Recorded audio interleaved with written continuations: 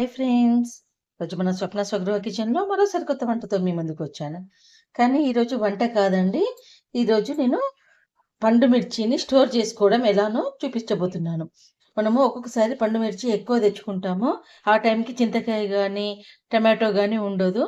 ఉన్నప్పుడు పండు మిర్చి ఖరాబ్ అయిపోతాయి. ఎక్కువ రోజులు స్టోర్ ఉండవు. సో, అలాంటప్పుడు ఎలా స్టోర్ చేసుకోవాలో నేనిప్పుడు చూపించబోతున్నాను. మొదటిసారి ఎవరైతే నా వీడియోని చూస్తున్నారో, నా వీడియోకి ఒక లైక్, షేర్ అండ్ సబ్స్క్రైబ్ చేయండి.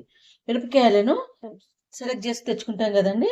దాని మీద ఎటువంటి తడి ఉండకుండా ఒక క్లాత్ తోటి మొత్తం తుడుచుకోవాలండి. తుడుచుకొని వాటికున్న తొడిమల్ని తీసేయాలి. ఆరబెట్టుకోవాలి. తుడుచుకొని ఆరబెట్టుకోవాలి. సో, నేనిప్పుడు వీటిని ఆరబెట్టినవే అండి. ఆరబెట్టినవే చూపిస్తున్నాను మీకు. కొంచెం పదనుంది అందుకే తుడుస్తున్నాను. ఇలా మొత్తం తొడిమలు తీసేసుకోవాలి. తీసేసుకొని చూడండి ఇలా అన్నీ మిరప్పండ్లకు తొడిమలు తీయాలి. పండు మిర్చి అనేది ఎక్కువ రోజులు అట్లా షాప్ నుంచి కొనుక్కొచ్చినాక ఉండదండి. ఎక్కువ రోజులు స్టోర్ చేసుకొని పెట్టుకోవద్దు. చూడండి ఇట్లా మెత్తగా వచ్చేస్తా ఉంటది. సో, వెంటనే దాన్ని యూజ్ చేసేసుకోవాలి. లేదంటే బుడ్డొచ్చేస్తది పండు మిర్చి అనేది. దీన్ని పచ్చళ్ళలకే కాదండి. ఇట్లా స్టోర్ చేసి పెట్టుకుంటే మనము 6 నెలల దాకా ఫ్రిడ్జ్‌లో పెట్టుకుంటే 6 నెలల దాకా గూడా పచ్చడ్లకు వాడుకోవచ్చు. ఆ సీజన్ దొరకదు చూడండి. పండు మిర్చి సీజన్ దొరకదు చూడండి.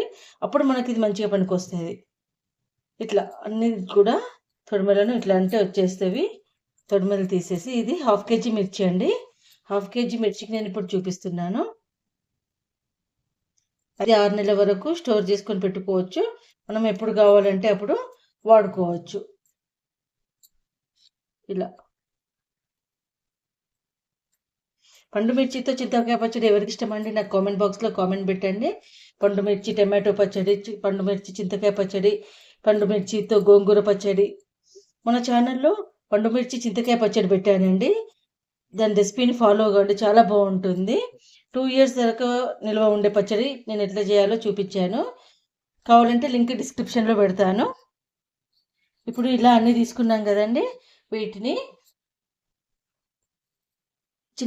కొంచెం మిక్సీలో మెదగడానికనేసి కట్టర్ మీద ఇలా చిన్న చిన్నగా కట్ చేసుకోవాలి. అప్పుడు ఈజీగా మెదుగుతాయి. మిర్చి అనేది తొందరగా మెదగదండి. ఎందుకంటే గింజ అనేది పచ్చిగా ఉంటుంది కాబట్టి మెదగదు. తోలు మందంగా ఉంటుంది. గింజ పచ్చిగా ఉంటుంది కాబట్టి కొంచెం టైం పడుతుంది. సో, ఇట్లా అన్నీ కట్ చేసుకోవాలి మనం. అన్నీ కట్ చేసుకొని మిక్సీలో వేసుకోవాలి. అయితే దీనికి కొంచెం ఉప్పు కూడా వేసుకోవాలండి. ఉప్పు వేసుకొని ఇట్లా కట్ చేసుకొని వేసుకొని ఉప్పు వేసుకోవాలి కొంచెం. లేదంటే ఖరాబ్ అయితది. నేను ఒక 4 స్పూన్ల దొడ్డుప్పు తీసుకోవాలండి. 4 స్పూన్ల దొడ్డుప్పు తీసుకున్నాను. దీన్ని ఇప్పుడు ఇట్లా కట్ చేసి పెట్టుకొని అన్నీ మిక్సీ వేసేస్తాను. చూడండి. చూడండి ఇలా మొత్తం కచ్చా పచ్చగా రుబ్బి పెట్టుకున్నాము. ఇందులో ఒక్క చుక్క కూడా వాటర్ వేయొద్దండి. మిరపపండ్ల నుంచి వచ్చిన వాటరే ఇది. ఇలా రుబ్బి పెట్టుకున్న దాంట్లో కొంచెం పసుపు వేయాలండి. కొంచెం పసుపు వేసి మంచిగా కలుపుకొని ఒక బాక్స్‌లోకి ఎత్తుకొని ఫ్రిడ్జ్‌లో డీ బాక్స్‌లో పెట్టుకోవాలండి. డీ బాక్స్‌లో పెట్టుకుంటే 6 మంత్స్ దాకానైనా గూడా ఎటువంటి ఫంగస్ రాకుండా, బూజు పట్టకుండా, ఖరాబ్ గాకుండా ఉంటది. మనకు కావాల్సినప్పుడు మనకు ఎంత గావాలో అంత తీసుకొని వాడుకోవచ్చు. చూడండి ఇప్పుడు ఇట్లా మొత్తం పసుపు కలిపేసుకున్నాం గదా! దీన్ని మంచి బాక్స్‌లో వేసుకొని ఫ్రిడ్జ్‌లో పెట్టేసుకుంటే 6 నెలల దాకా గూడా బావుంటది.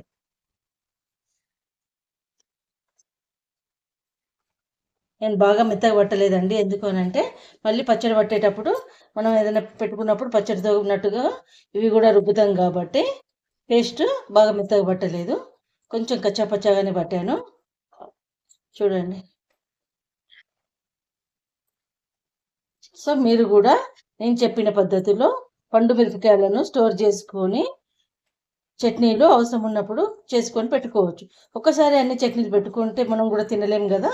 ఇట్లా మిరపండ్లు ఉన్నప్పుడు మిరపండ్లను స్టోర్ చేసుకొని పెట్టుకొని కావాలనుకున్నప్పుడు చట్నీ చేసుకోవడం, ఫ్రెష్‌గా తినడం బావుంటుంది. ఇవ్వండి.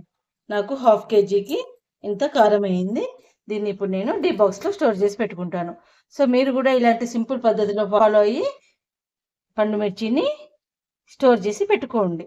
నా వంటలు నచ్చితే నా ఛానల్కి లైక్, షేర్ అండ్ సబ్స్క్రైబ్ చేయండి. స్వప్న స్వగృహ కిచెన్. Thank you.